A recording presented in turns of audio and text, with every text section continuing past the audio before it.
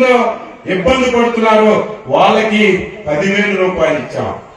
ఎవరైతే పెరాలసిస్ తో బాధపడుతున్నారో మంచం మీద ఉన్నారో వారికి 15,000 రూపాయలు ఇచ్చి వికలాంగులకి ఆరాధ్య దైవంగా నిలిచిన వ్యక్తి మన ముఖ్యమంత్రి చంద్రబాబు నాయుడు గారిని మనందరం గుర్తుపెట్టుకోవాలి. ఇంకా ఉన్నాయి, పింఛన్లు ఇవ్వాలి.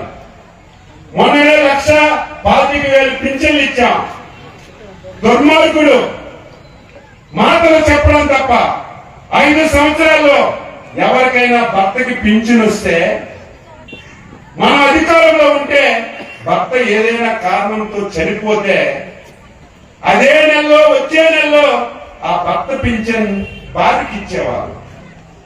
2019 తర్వాత భర్త చనిపోతే భార్యకి రావాల్సిన పింఛన్ కూడా నిలుపుదల చేసేశారు. మళ్ళీ మనం వచ్చి 1,25,000కి మొత్తం పింఛన్లన్నీ మంజూరు చేసి 2 మాసాలు చెల్లిస్తున్నాం.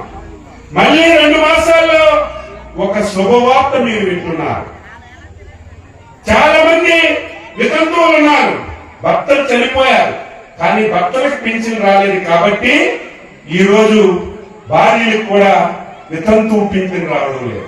అటువంటి వాళ్ళందరికీ పింఛన్లు ఇవ్వాలి. 2014-19 3,50,000 పింఛన్లు దుర్మార్గం